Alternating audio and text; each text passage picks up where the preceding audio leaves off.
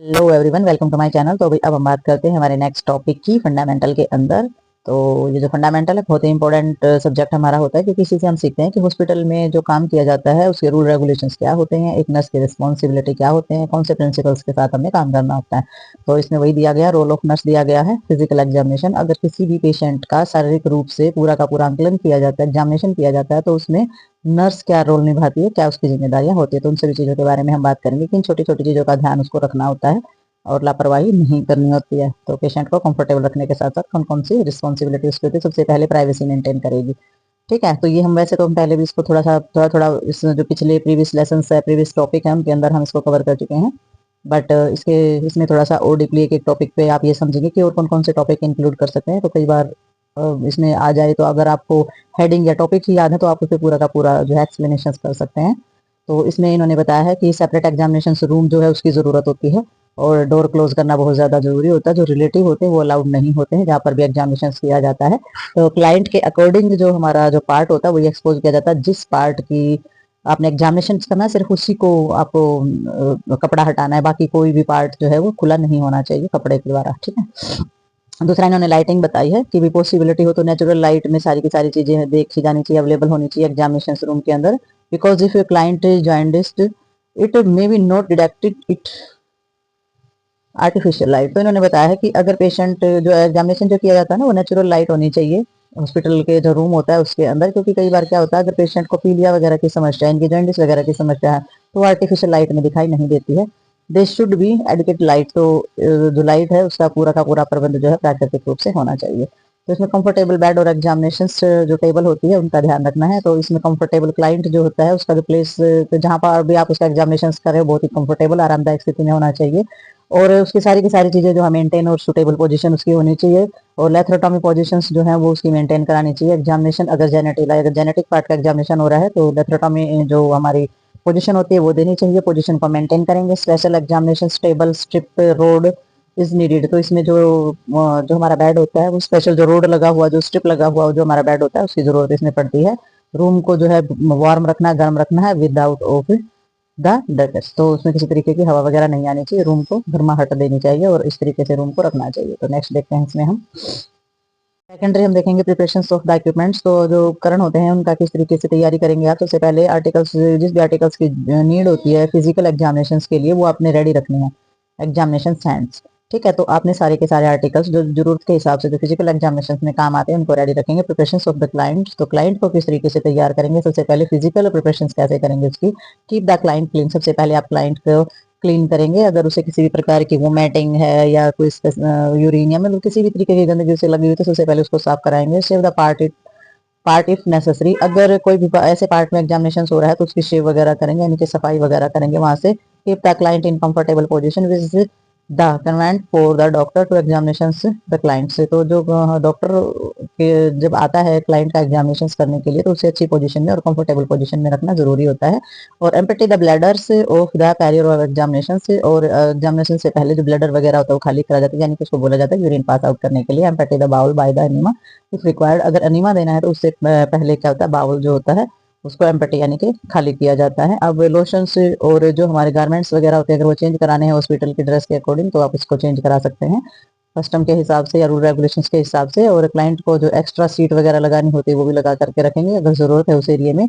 और avoid unnecessary exposure, और जो शरीर के जो अंग जो है जो खुले रखने के नहीं है उनको नहीं खुला छोड़ना है, यानी कि अगर किसी जो जेनिटल पार्ट पर अगर काम हो रहा है तो वहीं का भाग बस खुला रहेगा, बाकी सारे के सारे जो है पार्ट शरीर जो है वो ढका रहेगा। ठीक है, तो नेक्स्ट देखते हैं इसमें हम। नेक्स्ट आ जाता है ना इसमें हमारा मेंटल प्रिपरेशन की, मानसिक रूप से आप पेशेंट को किस तरीके से रेडी रखेंगे। तो मेंटल कंडीशन जो होती है कई बार वो बहुत ज़्यादा खराब हो जाती है पेशेंट की, वो ज़्यादा डर जाता है इन चीज़ों से। तो क्लाइंट जो है quite a new to hospital of situations and may be the anxious about his illness. तो कई बार क्या होता है कि जो पेशेंट जो होता है वो हॉस्पिटल की सिचुएशन या परिस्थिति देख करके, नए माहौल को देखकर बहुत ज़्यादा चिंतित हो जाता है अपनी बीमारी को लेकर भी, और उसको कुछ false idea about the medical examination. तो वो कुछ ना कुछ जो है अपने वहाँ पे गलत आइडिया लगा लेता है, गलत चीजें सुन लेता है तो बहुत ज्यादा चिंतित हो जाता है, तो गलत आइडिया वो लगाता है। तो आपकी क्या ड्यूटी है उसमें। It is the duty of the nurse to all his anxiety and the fear by proper explanations. तो आपकी ड्यूटी ये है, यानी कि नर्स की ये रिस्पॉन्सिबिलिटी होती है कि आपको पूरा अच्छी तरीके से प्रॉपर उसको एक्सप्लेन करके सारी चीजें बतानी, ताकि उसका डर और एंजाइटी जो है वो खत्म कर सकें। ठीक है, एक्सप्लेन करना है आपने सारी की सारी चीजें जो produce to gain his the confidence is the cooperation. तो वो आपको इस तरीके से अच्छे से उनको समझाना है कि इसका जो कॉन्फिडेंस आत्मविश्वास जो है वो अच्छे से रहे और वो आपके साथ कॉपरेट कर सके, हाय तोबा ना करे, चिल्लाए ना, आपके अगेंस्ट ना चले या मना ना करे अपने ट्रीटमेंट से। तो इस तरीके से अगर आप उसे समझाएंगे तो आपको कॉपरेट करेगा, उससे कॉन्फिडेंस रहेगा कि हाँ मेरा ट्रीटमेंट सही डायरेक्शन में जा रहा है। ठीक है, तो नेक्स्ट हम इसमें देखते हैं कि possible nurse should remain with the female client during the physical examination. तो इसमें जो नर्स है उसको क्या चाहिए कि वो फीमेल क्लाइंट्स अगर है तो फिजिकल एग्जामिनेशन के लिए फीमेल क्लाइंट्स जो है वो बिल्कुल साथ रहेगी। ठीक है, तो किसी फीमेल्स का अगर ट्रीटमेंट हो रहा है, एग्जामिनेशन हो रहा है, तो फीमेल क्लाइंट्स जो है वो प्रॉपर साथ रहेगी। तो नेक्स्ट इसमें हमारा आ जाता है इसमें असिस्टेंट इन द एग्जामिनेशन। तो एग्जामिनेशन के लिए हमारी कौन कौन सी चीजें फिर जरूरी हो जाती हैं, जैसे हमारे हाइट एंड वेट अगर असेस करते हैं तो इसमें मेजर किया जाता है हमारी length of body can not the stand place of the baby of the hard surface which is the sole of feet of spot in the upright position. तो अगर बच्चा है, अगर उसकी हाइट और वेट को मापना है तो उसको क्या किया जाएगा, उसको खड़ा किया जाएगा एक स्टैंड, यानी कि जो एक समतल जगह होती है उस पर खड़ा किया जाएगा और हार्ड सरफेस पर हम उसको खड़ा करेंगे, उसके जो तलवे वगैरह से लेकर फिर उसको सपोर्ट देंगे और अपराइट पोजिशन में उसको खड़ा करेंगे, तभी हम क्या करेंगे उसकी हाइट को माप सकते हैं। ठीक है, तो नेक्स्ट देखते हैं हम इसमें। तो ये हमारे कुछ आर्टिकल्स हैं जिनकी रिक्वायर्ड पड़ती है हमारे किसी भी एग्जामिनेशन के लिए। तो इसमें दिया गया है, इधर दिए गए हमारे पर्पस और इस तरफ दिए गए हमारे आर्टिकल्स के नेम। तो इसमें जैसे दिखाया गया है, इसमें जो दिया गया है सेफोगो मॉनिटर्स जो बताए गए हैं, यानी कि बीपी को मापने के लिए होते हैं। सेंथोस्कोप जो होता है वो हमारी बॉडी साउंड को सुनने के लिए होता है। फेटोस्कोप जो होता है एफएसएच यानी कि फीटल हार्ट साउंड, यानी कि जो छोटा बेबी होता है माँ के पेट में होता है उसकी साउंड सुनने के लिए। टीपीआर ट्रे जो होती है वाइटल साइंस सारे के सारे पता लगाने के लिए। टंग डिप्रेशन जो हमारे होते हैं, टंग डिप्रेशन का होता है हमारी जीभ वगैरह को नीचे रखने के लिए या माउथ या थ्रोट की चीजों को देखने के लिए। फेरेंगल्स रिट्रैक्टर जो होते हैं वो हमारी फेरेंग्स का एग्जामिनेशन करने के लिए होते हैं। लैरिंगो होते हैं वो लैरिंग्स का करने के लिए होते हैं। टाइप ऑफ मेजर होते हैं ये हमारे सर्कमफ्रेंसेस यानी कि हेड और एब्डोमिनल एरिया को मापने के लिए होते हैं। ठीक है, फ्लैश लाइट जो होती है वो विजिबल पार्ट को विजुलाइज करने के लिए हमारी चीजें होती है। देखने के लिए वेट मशीन जो होती है उसमें वेट चेक किया जाता है। ठीक है, और ऑप्टो लेमोस्कोपी जो होती है उसके अंदर हमारे जो आई बाल्स वगैरह आंख के अंदर का जो पार्ट होता है उसको देखने के लिए यूज किया जाता है। ओटोस्कोप जो होता है वो हमारे कान को का एग्जामिनेशन करने के लिए होता है। ट्यूनिंग फ्रॉक जो होता है वो हमारे जो कान जो होता है उसमें साउंड वगैरह चेक करने के लिए भी इसको इस्तेमाल करते हैं। नेजल्स जो होती है वो हमारी सारी की सारी जो नोस्ट्रिल्स होती है उसकी सारी चीजें एग्जामिनेशन करने के लिए होती है। प्रिकॉशंस हैमर होता है, सेफ्टी पिन होती है, कॉटन वूल होती है। Cold and hot water testing जो ट्यूब होती है वो हमारे रिफ्लेक्शंस को टेस्ट करने के लिए होता है, सेंसेशन को टेस्ट करने के लिए होता है बॉडी के, जो हमारे टेस्टिंग ट्यूब होती हैं। और वेजाइनल स्कैपुला जो होते हैं वो हमारे एग्जामिनेशन किया जाता है जेनेटिला इन वुमेन के अंदर। और प्रोटेक्टोस्कोप जो होता है वो एग्जामिन किया जाता है रेक्टम वाला पार्ट, यानी कि जो हमारा पिकल्स पास आउट किया जाता है वहां पर। और जो ग्लव्स होते हैं वो एग्जामिनेशन से पेल्विस ऑफ द इंटरवेटिव, तो उसके लिए हमारा यूज किया जाता है। स्टरलाइज स्पेसिमेन से जो हमारी बोटल्स होती हैं या फिर स्लाइड होती हैं या फिर कॉटन एप्लीकेटर होते हैं, तो वो सारे के सारे स्पेसिमेन इफ नेसेसरी अगर जरूरत पड़े तो हमारे जो हम स्पेसिमेन से जो हमारे कलेक्ट करते हैं, सैंपल कलेक्ट करते हैं, तो उनके लिए ज़्यादा ज़रूरी होते हैं। तो ये सारी की सारी चीज़ें हमारे सारे सारे आर्टिकल्स हैं जो हमने संभाल के रखने हैं और यूनिट के अंदर रखने जरूरी होते हैं, क्योंकि जिस भी पेशेंट का जब भी एग्जामिनेशन किया जाएगा तो बार बार इन चीज़ों की जरूरत पड़ती है। तो नेक्स्ट एक बार देख भी लेते हैं कि किस तरीके के दिखाई देते हैं, ताकि आप इनको जल्दी जो है आइडेंटिफाई कर सकें। ये भी लैरिंगोस्कोपी है आपकी। ठीक है, ये लैरिंगोस्कोपी जो हमने पीछे पड़ी है ये हमारे टंग डिप्रेशन हो गया, ये नेजल सेप्टम नॉस्ट्रिल्स को देखने के लिए, और ये हमारी आई बाल्स को देखने के लिए हो गया। और स्कोपी जो होती है ये हमारी ऑस्ट्रोस्कोपी ईयर वगैरह में, और ये हमारा हैमर है। ठीक है, तो पता चल गया और इसके पर्पज भी पता चल गया कि ये किस ट्रीटमेंट में और किस तरीके से हमारे काम आते हैं। तो नेक्स्ट देखते हैं इसमें। ये हमारा ट्यूनिंग फ्रॉक है, ये देख सकते हैं हम। ठीक है, ट्यूनिंग फ्रॉक जो हमारे ईयर वगैरह की साउंड सुनने में काम आता है। वेजाइनल ये सारे के सारे बहुत ज्यादा जरूरी होते हैं। जेनेटेला या फिर आप किसी गायनी के पास काम कर रहे हैं तो ये इंस्ट्रूमेंट जो है बार बार काम आएंगे आपको। ठीक है, और ये प्रोटोस्कोपी आ जाती है हमारी रेक्टल वगैरह में किसी भी तरीके का एग्जामिनेशन करने के लिए। ठीक है, और ये हमारा फिटोस्कोपी जो बेबी की धड़कन सुनने के लिए होता है। ये हेड मिरर होता है ऊपर सिर पे जो डॉक्टर अपने लगाता है, जहाँ भी वो काम करता है तो वहां पर उसकी रोशनी रहती है। और ये हमारा लैरेंगल्स मिरर है जो लैरेंक्स में देखने के काम आता है। ये तो आप देख ही सकते हैं, जिस भी चश्मा लगा होता है तो ये सारी की सारी चीजें उसमें दिखाई जाती है। स्लाइन चार्ट होता है किसी भी आईज का एग्जामिनेशन करने के लिए बहुत ज्यादा इंपॉर्टेंट होता है ये। तो ये सारे के सारे हमारे एग्जामिन के लिए जरूरी होते हैं। नेक्स्ट देखते हैं। तो ये हमारे कुछ मेजर किया जाता है जो हमारा स्कल सर्कमफ्रेंसेस होता है, यानी कि जो हमारी खोपड़ी होती है उसके जो एरिया को मेजर किया जाता है। तो इसमें जो डायमीटर होता है वो आईज और ऑक्सीपिटल्स ये जो पार्ट होता है वहां से होता है। तो एग्जामिनेशन ऑफ आईज, जब आईज का एग्जामिनेशन किया जाता है तो इसमें लाई सिटिंग पोजिशन दी जाती है।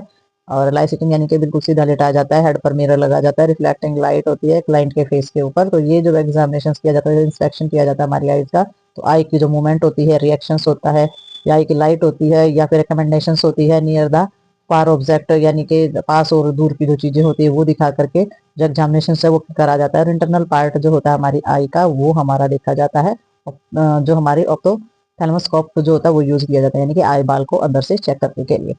ठीक है, अब हमारा जो कान का जो एग्जामिनेशन किया जाएगा, एग्जामिनेशन ऑफ द ईयर, तो इसमें जो देखा जाएगा इसमें either the lying sitting position दी जाएगी इसके अंदर भी, और एग्जामिनेशन जो है किया जाएगा turn towards of the examiner, जो है वो साइड में खड़ा होता है इसमें पेशेंट के जिस भी कान में प्रॉब्लम होती है। तो आर्टिकल्स यूज किया जाता है एग्जामिनेशन के लिए, हेड मिरर लगाया जाता है, स्केपुलम्स और जो हमारे ब्रेजेस साइज जो होते हैं, कॉटन टिप्ड होती हैं, एप्लीकेटर होते हैं, और हमारी ऑटो जो स्कोप होते हैं वो सारे के सारे यूज किया जाता है। ट्यूनिंग फ्रॉक जो होता है वो भी यूज किया जाता है ताकि साउंड वगैरह का पता लगा सके, कान में कितना सुन रहा है कितना नहीं सुन रहा है, किस तरीके की आवाज आ रही है, और टेस्ट किया जाता है हियरिंग्स वगैरह के बारे में सारी की सारी चीजें। तो ये हमारा कान का एग्जामिनेशन इस तरीके से किया जाता है। तो नेक्स्ट देखते हैं। अब इसमें एग्जामिनेशन किया जाता है नोज का, थ्रोट का एंड माउथ का।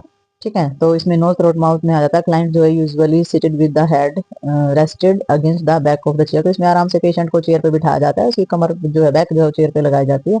और एग्जामिनेशन थ्रोट का है, या फिर जीभ डिप्रेशन, जो टंग डिप्रेशन होता है वो लगाया जाता है, यानी कि जीभ डिप्रेशन। टंग डिप्रेशन का मतलब होता है कि एक ऐसा उपकरण होता है जो जीभ के ऊपर रख दिया जाता है, वो जो जीभ होती है हमारी टंग जो होती है नीचे की तरफ दब जाती है, और थ्रोट की पूरा का पूरा अंदर का एरिया जो है वो साफ क्लियर नजर आता है। ठीक है, अच्छी लाइट जो है उसकी जरूरत इसके अंदर पड़ती है इस एग्जामिनेशन में। नोज नेजल स्कैपुल जो हमारी स्कैपुलम्स जो होती हैं, या हेड मिरर जो होता है वो यूज किया जाता है। समटाइम्स ओटोस्कोप की भी यूज करने की जरूरत इसमें पड़ सकती है। ठीक है, और इसमें जो नेक का एग्जामिनेशन किया जाता है इसमें प्लापेट किया जाता है, इसमें लिम्फ नोड वगैरह देखी जाती है, एसेस किया जाता है, थायराइड ग्लैंड्स वगैरह चेक किया जाता है इसके अंदर।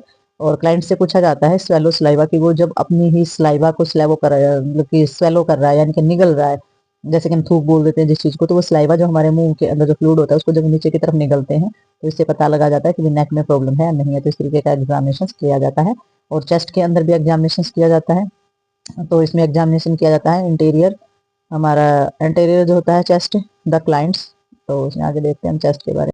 अब इसमें जो चेस्ट का जो हमारा किया जाता है एग्जामिनेशन, तो चेस्ट के अंदर क्या होता है, हॉरिजॉन्टल से जो रिकमेंड पोजीशन जो है वो दी जाती है, तिरछी जो पोजीशन होती है। तो चेस्ट के एग्जामिनेशन जो है बहुत सारे सेवरल वे यानी कि अलग अलग वे से किए जाते हैं अलग अलग प्रॉब्लम्स के अंदर। तो इसमें जो हमारी प्रेजेंस होती है फ्लूइड एरिया जो देखा जाता है, यानी कि लंग्स के अंदर पानी वगैरह भर जाता है, तो इस तरीके का अगर एग्जामिनेशन किया जाता है तो फिजिशियंस जो है लिसन टू द साउंड, तो जो उसकी साउंड यानी कि छाती के अंदर आने वाली जो आवाज होती है तो उसको सुनने के लिए स्टेथोस्कोप वगैरह का भी यूज करता है, फ्लूइड अगर भर जाता है अगर लंग्स के अंदर। तो तो एग्जामिनेशन से जो किया जाता है पोस्टीरियर चेस्ट, यानी कि चेस्ट का जो पीछे वाला जो पार्ट होता है, तो उसका जो एग्जामिनेशन किया जाता है क्लाइंट का, तो उसमें सीटिंग पोजीशन दी जाती है। हार्ट और लंग्स का एग्जामिनेशन किया जाता है, और प्रिकॉशंस ऑफ द एक्यूकुलेशन जो है जैसी जो चीजें होती हैं, प्रिकॉशंस जैसी जो चीजें होती है जैसे कि थपथपाना। ठीक है, तो इस तरीके की चीजें जो है, इस तरीके के जो एग्जामिनेशन होते हैं वो हमारे किए जाते हैं हार्ट और लंग्स के। ठीक है, साउंड सुनना, थपथपाना, इस तरीके से उसका पता चलता है कि किस तरीके की आवाज जो है वो आ रही है। तो ब्रेस्ट का जो एग्जामिनेशन किया जाता है वो क्लपेशंस के द्वारा किया जाता है। प्रेजेंस लिम्फ ग्रोथ, अगर ब्रेस्ट के अंदर लिम्फ वगैरह अगर ग्रोथ कर रही है, गांठें वगैरह अगर बन गई हैं, तो उसमें प्लापेशंस दो उंगलियों से जो हमें पीछे पड़ा था, दो उंगलियों से एग्जामिनेशन किया जाता है। दो उंगलियां ली जाती है फिंगर हमारी, और उससे थोड़ा सा प्रेशर करके देखा जाता है। एक्जिला वगैरह में भी इस तरीके से, यानी कि जो हमारा जो एरिया होता है बगल का, तो उसमें भी जो लिम्फ नोड वगैरह अगर बढ़ जाती हैं तो इस तरीके से हमारी इमदाद जो हो जाती है तो उनका प्लापेशन किया जाता है। तो ड्यूरिंग एग्जामिनेशन हमने क्या करना है, क्लाइंट का जो फेस होता है turn away from the doctors. तो जो पेशेंट जो होता है उसका जो फेस होता है वो अगर इस तरीके से डॉक्टर चेक कर रहा है तो पेशेंट का फेस जो दूसरी तरफ करा दिया जाता है। ठीक है, तो इसमें एग्जामिनेशन हो जाता है हमारे एब्डामिन्स का। तो एब्डामिन्स एरिया के अंदर जब हमारा किया जाता है एग्जामिनेशन, तो इसमें जो क्लाइंट जो है वो हमारे डोर्सल रिकमेंड पोजीशंस दी जाती है, नी और slightly flix promote the relaxation of the abdominal muscles. तो इसमें थोड़े से ना लेटा जाता है और घुटनों को मोड़ दिया जाता है आगे की तरफ, क्योंकि अगर घुटनों को मोड़ा जाएगा तो एब्डोमिनल यानी कि पेट की जो मांसपेशियां होती है वो रिलैक्स हो जाती है। ठीक है, तो एब्डोमिनल जो है इंस्पेक्टेड, प्लापेटेड, और जो हमारा auscultated and the procured to the detect any the abnormality. तो इसमें सारी के सारे जो हैं किसी भी abnormality को डिटेक्ट करने के लिए सारे के सारे हमारे एग्जामिनेशन किया जाते हैं। प्लापेटेड भी, थपथपा के देखना भी, 2 फिंगर से भी साउंड भी सुनना है, फ्रिक्शंस भी करना है। तो ये सारे तरीके के अलग अलग प्रॉब्लम्स में अलग अलग तरीके के एग्जामिनेशन सारे के सारे किए जाते हैं इसके अंदर। तो नेक्स्ट देखते हैं इसमें अब हम। तो अब स्पाइन को कैसे एग्जामिनेशन किया जाता है। तो स्पाइन जो होती है इसमें स्टैंडिंग पोजीशन जो होती है स्पाइन की, वो हमारे एक्स्ट्रामाइड फॉर द एब्डोमिनल कर्व। तो इसमें जो स्पाइन होती है वो क्या करती है, इसमें अगर कोई दिक्कत आ जाती है तो हमारा जो कर्व होता है वो हमारा अबनॉर्मल हो जाता है। यानी कि जो हमारी मुड़ी हुई होती है, कर्व को देखा ना, कन्वेक्स और कनकेव कर्व होता है हमारी रीढ़ की हड्डी का, तो वो हमारा जो है अबनॉर्मल हो जाता है। तो finger are moved over spine the detect of spina bifida in a newborn infant. तो इसमें स्टैंडिंग पोजीशन में करा जाता है, बच्चा हो तो बच्चे को भी किया जाता है। तो इसमें फिंगर मूवमेंट्स से जो है देखा जाता है। तो इसमें जो स्पाइन को जब देखा जाता है, जैसे कि न्यूबॉर्न बेबी होता है उसके अंदर स्पाइना बिफिडा प्रॉब्लम हो जाती है, यानी कि स्पाइन के अंदर फोड़ा हो जाना, स्पाइन टेढ़ी हो जाना, या उसके अंदर किसी प्रकार की एबनॉर्मेलिटी हो जाना, तो उसमें स्टैंडिंग पोजीशन के अंदर ये एग्जामिनेशन किया जाता है। अब जेनेटिला एग्जामिनेशन आ जाता है, तो ये जो है ये डोर्सल से रिकमेंडेंट्स जो हमारे लेथोटॉमी पोजीशन होती है उसके अंदर लेटाया जाता है। तो इसके अंदर जो एग्जामिनेशन किया जाता है फीमेल जेनेटिला का, तो क्लीन रबर ग्लव्स इसके अंदर डाले जाते हैं। और वेजाइनल जो हमारा स्कैपुलम्स होती है, गुड सोर्सेज ऑफ लाइट, तो अच्छे तरीके से हमारा वेजाइनल स्कैपुला लिया जाता है और लाइट का प्रबंध बहुत अच्छे से होना चाहिए। Lubricant are very necessary. तो लुब्रिकेंट यानी कि जो हमारा चिकनाहट देने वाले, यानी कि इंसरेशंस कराते हैं जब ग्लव्स के द्वारा अपने हैंड को, अगर वो उसके अंदर लुब्रिकेंट नहीं होगा तो वो स्किन को हार्म कर सकता है अंदर से। ठीक है, स्किन पे पहुंचा सकती है, फिर बहुत ज्यादा पेनफुल भी हो सकता है, इसलिए लुब्रिकेंट जो है वो बहुत ज्यादा जरूरी होता है लगाना। और अबनॉर्मेलिटी ऑफ द, तो नेक्स्ट देखते हैं इसमें अबनॉर्मेलिटी के साथ। तो इसके अंदर सारी चीजों का एग्जामिनेशन किया जाता है। वल्वा पार्ट है, वेजाइना है, सर्वेक्स है, यूट्रस है, ओवरीज हैं, तो सारी की सारी चीजें जो है वो एग्जामिनेशन इस तरीके से किया जाता है। रीजन प्लापेट किया जाता है, प्लापेशन होती है 2 उंगलियों से 2 फिंगर से, जो हमारे लिम्फ नोड वगैरह अगर लार्ज हो गई, बड़ी हो गई, गड्ढे वगैरह अगर हो गए, तो सारी चीजों का एग्जामिनेशन इसके द्वारा किया जाता है। नेक्स्ट हमारा आ जाता है एग्जामिनेशन ऑफ द रेक्टम। जो रेक्टम का जो एरिया होता है जहाँ से स्टूल पास आउट किया जाता है, तो वो जो रेक्टम का एरिया होता है हमारा एनस का, क्लाइंट का, तो वो हमारा वही पोजीशन होती है रेकमेंड से डोर्सल रेकमेंड पोजीशन इसके अंदर होती है। लेफ्ट लेटरल पोजीशन भी ली जाती है। तो इसमें एनस का जो पूरा एरिया होता है जहाँ से स्टूल पास आउट किया जाता है उसको पूरा का पूरा ऑब्जर्व किया जाता है, यानी कि हेमरोइड्स यानी कि बवासीर या फिशियर और क्रैकर्स। तो इसमें क्या होता है, हेमरोइड यानी कि बवासीर वगैरह होना, या फिर जहाँ से यूरिन पास आउट किया जाता है वहां पर जो स्किन फट जाती है, बहुत ही क्रैकर्स हो जाती है, तो वो चीजें भी चेक की जाती है। The client asks the bear down if the defecate the internal hemorrhoid में विल बिकम विजिबल। तो इन्होंने बताया है कि अगर क्लाइंट जो है वो बियर डाउन करता है, यानी कि जैसे स्टूल पास आउट करने के लिए जोर लगाया जाता है, तो अगर इस तरीके से वो प्रेशराइज करते हैं उस एरिया को, तो जो हेमरोइड, इंटरनल जो हेमरोइड होती है, अंदर की जो बवासीर का जो पार्ट होता है वो बाहर दिखाई देना स्टार्ट हो जाता है, बाहर की तरफ दिखाई देता है, यानी कि विजिबल हो जाता है। तो इसमें एग्जामिनेशन किया जाता है हमारा रेक्टम एरिया का, क्लीन ग्लव्स वगैरह डाले जाते हैं इसमें, और प्रोटोस्कोप्स जो है वो यूज की जाती है, वैसलीन वगैरह का इस्तेमाल किया जाता है लुब्रिकेंट्स के लिए, अच्छी लाइट का प्रबंध किया जाता है, अगर जरूरी है तो बहुत जो गुड सोर्सेज होता है लाइट का वो करेंगे। और रेक्टम को जो है प्लापेट करेंगे, यानी कि प्लापेशन किया जाएगा उसका, देखा जाएगा कि किस तरीके की प्रॉब्लम है। Presence of the mass of interior posterior वाल, की जो उसकी अगली और पिछली जो वाल होती है उस पर किसी भी तरीके का मांस वगैरह तो नहीं है, गांठे वगैरह तो नहीं है, तो वो वहां से सारा का सारा चेक किया जाएगा। फीमेल से interior wall of the rectum of cervix will be palpated. तो जो फीमेल्स होती है उसकी वॉल चेक की जाएगी, रेक्टम का एरिया, और उसमें जो सर्वेक्स का जो एरिया होता है वो सारा का सारा चेक किया जाता है। और मेल के अंदर जो है prostate gland can be palpated, तो इसमें प्रोस्टेट ग्लैंड जो होता है वो देखा जाता है। तो वही 2 जगह इन्फेक्शन होने का या प्रॉब्लम या इन्फ्लेमेटरी होने का खतरा रहता है। तो मेल के अंदर का जो एरिया होता है वो सर्वेक्स का, और मेल के अंदर जो एरिया होता है वो होता है हमारा जो प्रोस्टेट ग्लैंड्स होता है वो, और फीमेल के अंदर सर्वेक्स का एरिया होता है वो हमारा प्लापेट किया जाता है। ठीक है, तो नेक्स्ट देखते हैं इसमें। तो नेक्स्ट इसमें देखेंगे न्यूरोलॉजिकल असेसमेंट। तो न्यूरोलॉजिकल असेसमेंट में हमारा आ जाता है सारा का सारा नर्वस सिस्टम का। तो न्यूरोलॉजिकल असेसमेंट में इंक्लूड होता है examination of the reflections, condition, एक्यूब्रेंस, और हमारा इसमें सेंसेशंस ऑफ टच आ जाता है, पेन आ जाता है, इसमें वाइब्रेशंस आ जाती हैं, पोजीशन आ जाती है, टेम्परेचर आ जाता है। ठीक है, और discrimination of the tonicity and the movements of the muscles. तो ये सारा का सारी जो असेसमेंट है ये सारी न्यूरोलॉजिकल में आ जाती है, नर्वस सिस्टम के अंदर हमारी आ जाती है, यानी कि सब तरीके की कंडीशन हम इसमें देख सकते हैं। सारी तरीके सारे एग्जामिनेशन इसमें हो सकते हैं। कोई दर्द है, छू के देखना, बॉडी का सेंसेशन, बॉडी की पोजीशन, वाइब्रेशन, जो हमारी बॉडी का तापमान है, गर्माहट है, ठंड है, मसल्स किस तरीके से मूवमेंट कर रहे हैं, वो सारी सारी न्यूरोलॉजिकल असेसमेंट के अंदर हमारी आती है। ओके,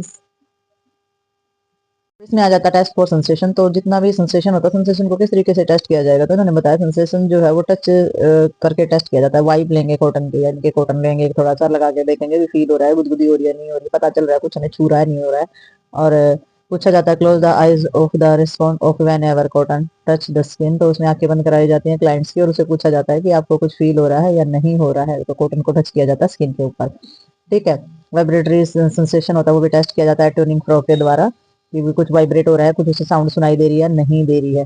ठीक है। फैमिली अगेंस्ट ए बोन और सेंसेशन ऑफ द टेम्परेचर होता है, वो डिफरेंट टेस्ट उसका होता है। जैसे कि टच किया जाता है स्किन के ऊपर, जो है वो टेस्टिंग ट्यूब फिल की जाती है, गर्म पानी की और ठंडे पानी की। वो टेस्टिंग जो ट्यूब होती है वो लगा जाता है, और क्लाइंट का आइडेंटिफाई किया जाता है वो ट्यूब लगा करके कि उससे फील हो रहा है, गर्म फील हो रहा है, ठंडा हो रहा है, किस तरीके का फील हो रहा है। तो वो जो सेंसेशन होता है उससे इसे गर्म ठंडे का पता लगाना, या वाइब्रेशन साउंड सुनने का पता लगाना, या स्किन सेंसेशन का पता लगाना, तो ये हमारे मेथड होते हैं। ठीक है। मसल स्ट्रेंथ जो होती है, मसल स्ट्रेंथ जो है वो टेस्ट की जाती है पेशेंट की। वो जो क्लाइंट होता है पर्टिकुलर, उसके जो ज्वाइंट होते हैं, वो एग्जामिनर जो होता है वो उसमें मोशंस यानी कि मूवमेंट्स करा के देखता है, और मूवमेंट्स कराता है, फिर वो अपने आप से अपने हाथ पैर उठाता है या कोई भी मूवमेंट करके दिखाता है, तो उसे पता चल जाता है कि मांसपेशियों के अंदर कितनी स्ट्रेंथ है, कितनी शक्तिशाली है मांसपेशियां या फिर वीक है। ठीक है। तो ये सारी की सारी चीजें हमारे इसके अंदर आ जाती हैं।